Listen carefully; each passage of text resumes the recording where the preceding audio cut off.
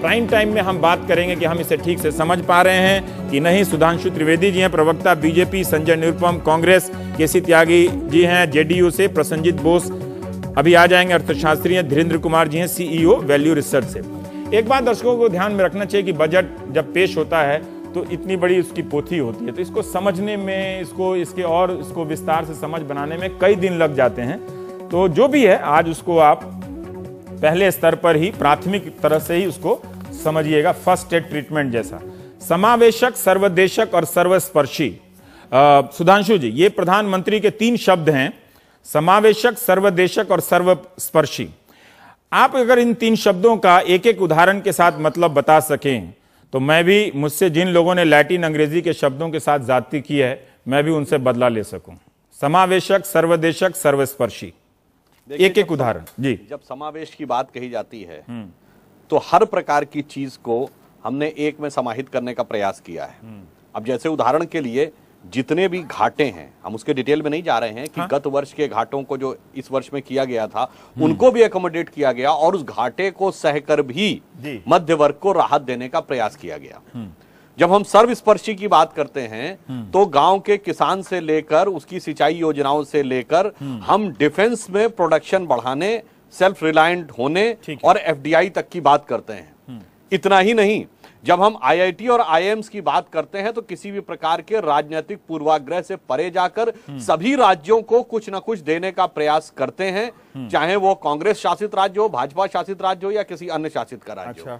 तो इस प्रकार से मैं ये कहूंगा कि जो कुछ प्रधानमंत्री महोदय ने कहा है वो तो सत्य है ही, और उसके साथ साथ ये बहुत वर्तमान जटिल परिस्थिति में। अब मेरा एक और आपसे संक्षेप में सवाल है कि ये बात आपने सही कहा कि जटिल परिस्थिति में, क्या आपको ये बात का एहसास हुआ कि विपक्ष में रहकर जो बोला जाता है, और ये आपकी एक बड़ी आलोचना है क्योंकि आप लोगों ने अतिरेक में बहुत सारी ऐसी बातें कही कि उम्मीदें ज़्यादा बढ़ा दी गई, चूंकि ये शुरुआत है और 45 दिन है, लेकिन फिर भी अरुण जेटली, मैं हिंदू का एक आर्टिकल देख रहा था कि 20 अप्रैल को अमृतसर में कहते हैं कि अगर हम आयकर इनकम टैक्स लिमिट है उसे 2 लाख से 5 लाख कर दिया जाए तो 3 करोड़ लोग 24,000 करोड़ रुपया बचा लेंगे, जिससे हमारा जो इम्पैक्ट है अर्थव्यवस्था पर वो ज़्यादा हो जाएगा। आप सीधा 5 लाख कह देते हैं। जब आप जनता के सामने भाषण दे रहे थे तब क्या आपको यह एहसास नहीं था कि आपकी अर्थव्यवस्था एक ऐसी स्थिति में है जिसे आपको मैनेज करने में कठिनाई हो सकती है? क्या इसका एहसास हुआ आपको आज? जो अरुण जी ने कहा था उस समय वह मंतव्य था, और जो भारतीय जनता पार्टी के मैनिफेस्टो में था वो सब सम्यक विचार करने के बाद पार्टी ने एक निश्चित अपना विचार रखा था। उसमें हमने कोई लिमिट स्पेसिफाई नहीं की थी, क्योंकि जब हम लोगों ने बैठकर पूरा विचार किया तो उस अर्थव्यवस्था की गंभीरता का हमें पूरा आभास था। इसलिए ना हमने 100 दिन और 150 दिन की कोई बात कही, ना हमने एकदम स्पेसिफिक टाइम लिमिट में स्पेसिफिक इनकम टैक्स लिमिट बढ़ाने की बात कही।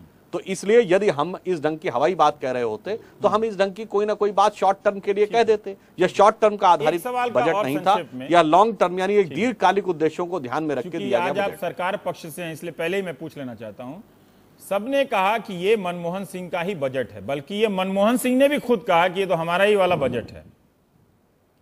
नया क्या है आपका, नया क्या है? देखिए, मैं ये कहना चाहूंगा विनम्रता के साथ कि ये तो कांग्रेस की पुरानी आदत है। जब 98 में हमारी सरकार आई, 99 में हम टेलीकॉम रिवॉल्यूशन लाए तो पहले मजाक उड़ाया, जब वो सफल हो गया तो कहा ये तो राजीव गांधी लाए थे, इसमें कौन सी खास बात है। ठीक है, तो वो उनके अंदर दुविधा दिखती है। यदि वो उनका बजट है, मानते हैं वो, तो आलोचना नहीं करनी चाहिए। वो आलोचना भी करेंगे और उसके बाद यह भी कहेंगे कि साहब ये हमारा ही था। तो ये दोनों तर्क आपस में डायलेक्टिक कॉन्फ्लिक्ट वाले। ठीक है, संजय निरुपम जी, एक आलोचना हो रही थी बीजेपी की कि ये बहुत ही उद्योगपतियों की सरकार है, उनके हाथों में या जेब में रहने वाली सरकार है। लेकिन अगर आप जो सामाजिक सुरक्षा के की योजनाएं हैं, हालांकि एक पक्ष है कि उनमें बजटरी जो सहायता है उसका प्रतिशत काफी गिरा है, लेकिन फिर भी आपने जिन योजनाओं को शुरू किया था उसके साथ सरकार ने छेड़छाड़ नहीं किया है, वो सरकार सब्सिडी देकर चला रही है। क्या ये एक संकेत नहीं है कि सरकार उन तबकों का भी ख्याल रख रही है जिसका आप ख्याल रखें, मगर उस तबके ने आपका ख्याल नहीं रखा चुनाव में? देखिए, इस बजट के बारे में अगर एक पंक्ति में मैं टिप्पणी करना चाहूं तो घर में आई नई नवेली दुल्हन ने बासी खाना परोस दिया। ये पूरा अरुण जेटली जी का बजट चिदंबरम के बजट की कॉपी है। वही योजनाएं हैं, वही प्रोग्राम हैं, वही योजनाएं, वही प्रोग्राम, वही एलोकेशन, वही आईआईटी, वही आईआईएम। इन्होंने जो बड़े बड़े वादे किए थे, जैसे काला धन के बारे में बड़ा वादा किया था, इस पूरे बजट में ऐसी कोई चर्चा नहीं है इस विषय काला धन का। हाँ। इन्होंने रेट्रोस्पेक्टिव टैक्स के खिलाफ बोला था इन्होंने, आज वो रेट्रोस्पेक्टिव टैक्स को कंटिन्यू करने की बात कर रहे हैं। इन्होंने जीएसटी और डीटीसी में हमेशा हमारा असहयोग किया था। हाँ। आज उन दोनों को लागू करने की मंशा दिखा रहे हैं। तो कहने का आशय यह है कि बार बार पूरे चुनाव प्रचार और आज भी नरेंद्र मोदी जी हो या अरुण जेटली जी हो या त्रिवेदी जी हो, ये सभी लोग कहते हैं कि डॉक्टर मनमोहन सिंह और चिदंबरम जी ने मिलकर के इस देश की अर्थव्यवस्था तबाह कर दी थी, बर्बाद कर दी थी। ये सरासर झूठ था और जनता को गुमराह करने वाली बात थी। आज सच्चाई ये है कि एक ऐसी अर्थव्यवस्था आपके सामने है जिसका जीडीपी ग्रोथ रेट 5% के आसपास है, करंट अकाउंट डिफिसिट 2% के आसपास नीचे चला गया है, फिस्कल डिफिसिट 4% के 4.1 के आसपास है, मतलब काफी कंट्रोल में आ गया है। और जो टैक्स कलेक्शन का जो रेट होता है वो लगभग 10% बढ़ गया है।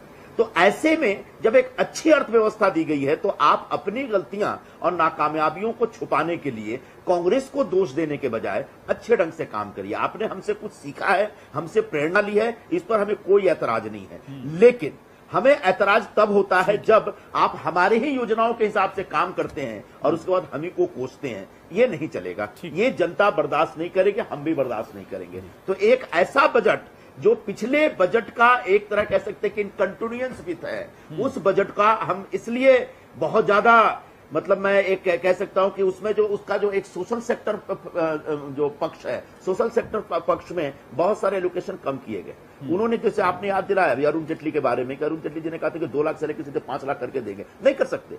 3.5 करोड़ में से 90% लोग ऐसे हैं करदाता जिनका जो स्लैब लिमिट है वो 2 लाख से 5 लाख के बीच है। अगर उसको आप 5 लाख कर देंगे तो आपका पूरा टैक्स कलेक्शन डाउन हो जाएगा।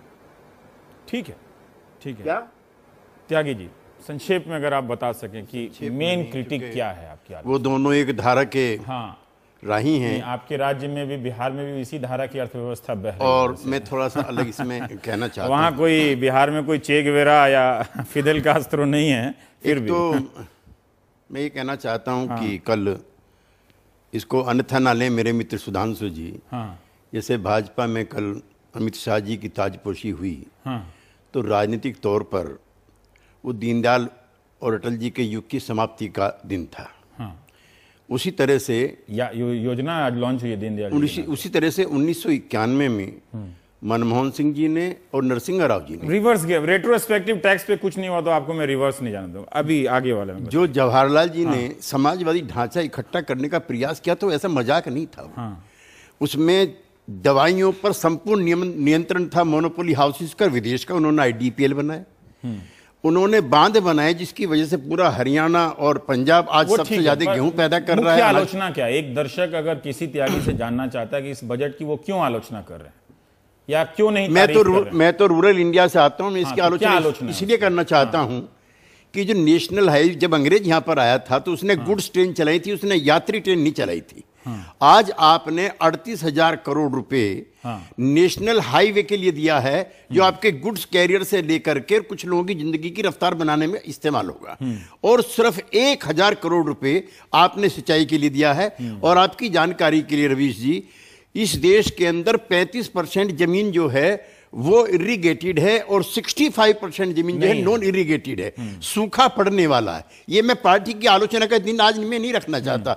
सूखा पड़ने वाला है, चारे की दिक्कत होने वाली है, इंसान के चेहरे की लकीरें और धरती की फटी हुई लकीरें एक जैसी हो गई हैं। तो ऐसे में सिर्फ 1,000 करोड़ रुपए की प्रधानमंत्री इरिगेशन एलोकेशन, सिर्फ 1,000 रुपए की, ये ऊंट के मुंह में जीरा भी नहीं है। आपने 100 स्मार्ट सिटी बनाने के लिए इतने 1000 करोड़ रुपए का प्रोजेक्ट कर दिया। बहुत अच्छा होता कि 100 ग्राम भी ऐसे बनाते जहां प्राइमरी हेल्थ होती, प्राइमरी एजुकेशन होती, स्वावलंबी बनते, वो अपना काम वहीं पे करने का काम करते। आर्टिजन्स की जो ट्रेड थी गांव में वो भी वहां सुरक्षित रहती, और गांव से पलायन बंद होने का जो वो सिलसिला है और गांव के लिए भी रोल मॉडल बनता। ये सब के लिए अब टीवी नहीं है, ये सब के लिए टीवी है मिडिल क्लास के लिए बात करने। उस पर भी मैं आपसे कहना चाहता हूं, तो उस पर मेरा ये कहना है, आप मुझे अलग मत कीजिए ना तो कुछ दिन बाद हमको कोई नौकरी भी नहीं, उस पर भी मेरा ये कहना है, ऐसा है कि बहुलेनीय सड़कें, जगमगाते हवाई अड्डे, मॉल और चढ़ने उतरने वाली जो सीढ़ियां हैं,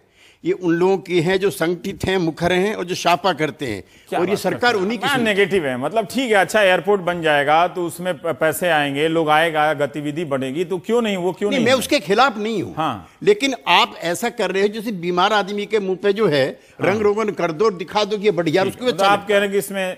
पर प्रसन्नजीत, मैं आपसे जानना चाहता हूं कि देखिए, इस बजट के शुरुआत में अरुण जेटली कह रहे हैं कि दुनिया की अर्थव्यवस्था धीरे धीरे करवट ले रही है, लेकिन वो संकटग्रस्त है, हिंदुस्तान की भी है।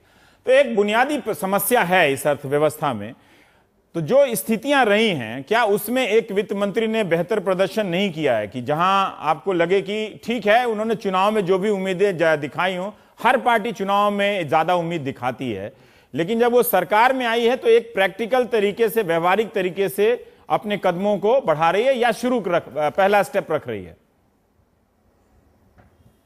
नहीं, लेकिन इसको तो हम मान नहीं सकते, क्योंकि अगर आप इसको बोले, यही इसी को सही अगर हम मान ले कि फिर इसका मतलब ये है कि चुनाव में हर पार्टी जो है जनता के साथ फरेब कर रही है, झूठे वादे कर रहे हैं। सवाल क्या है, जेटली जी ने आज बजट जो है रखा, मैं संजय निरुपम जी की बात से पूरी तरीके से पहली बार के लिए सहमत हूं कि ये यूपीए 3 का बजट है, और चिदम्बरम जी का बजट के साथ इस बजट का एकदम ही ज्यादा कोई जो है फर्क जो है नहीं है। लेकिन इसमें सवाल ये खड़ा होता है कि संजय निरुपम जी उसको सही अच्छा समझते हैं या बुरा समझते हैं। अगर वो बुरा समझते हैं तो चिदम्बरम जी का बजट भी बुरा था, इसको उनको मानना पड़ेगा। और मैं जो एक चीज की तरफ आपका दृष्टि आकर्षण करना चाहता हूं वो ये कि पिछले 2 जो साल रहा है यूपीए सरकार की, ये 2 साल में आर्थिक स्थिति सबसे ज्यादा जो है बदतर हुई है, 5% से नीचे आर्थिक वृद्धि गई। इसका सबसे बड़ा क्या नतीजा हुआ, चिदम्बरम जी का पिछले 2 बार का बजट का जितने फिगर्स है, जितने आंकड़े हैं, एक बजट में क्या होता है कि वित्त मंत्री बता रहे हैं कि मैं सालाना 1 साल में इतना टैक्स मैं हासिल करूंगा, ये मेरा आय है, मैं इतना खर्चा करूंगा, ये मेरा व्यय है, और मैं खर्चे में कृषि में इतना करूंगा, सड़क पे इतना करूंगा, और ढांचागत क्षेत्र में इतना करूंगा, शिक्षा पे करूंगा, वगैरह वगैरह। पिछले 2 साल का चिदम्बरम जी का बजट उठा के देख लीजिए, वो उनका सारे के सारे आंकड़े जो है गलत साबित हुए। क्यों? क्योंकि वो जितना कर वो सोचे कि उनको मिलेगा वो नहीं मिला, और इसके चलते जो खर्चा वो बोले थे करने का वो कर नहीं पाए। और पिछले साल कर में 80,000 करोड़ रुपया की कम हुई, और खर्चे में भी 80,000 करोड़ रुपए की कटौती हुई। 80,000 करोड़ रुपया कोई कम अमाउंट नहीं है। मैं ये सवाल उठाना चाहता हूं कि जेटली जी का जो आज का बजट है उसमें भी जिस तरीके से आर्थिक वृद्धि को एज्यूम किया गया कि इस साल आर्थिक वृद्धि का जो दर होगा उतना होने का कोई संभावना नहीं है। वो कर जितना दावा किए हैं वो कर उठाएंगे, वो होने का कोई भी संभावना नहीं है। और इसी तरीके से वो जो खर्चा करेंगे बोले हैं वो भी होने का कोई संभावना नहीं है, ये मैं दावे के साथ कह सकता हूं। और अगले साल इन तमाम आंकड़ों का जो ढकोसलापन है वो साबित जो है हो जाएगा। और ये ढकोसला चल रहा है पिछले 2 साल से हमारे देश में। आज 2 साल कांग्रेस किया है, अभी भारतीय जनता पार्टी भी आके ये काम कर रही है।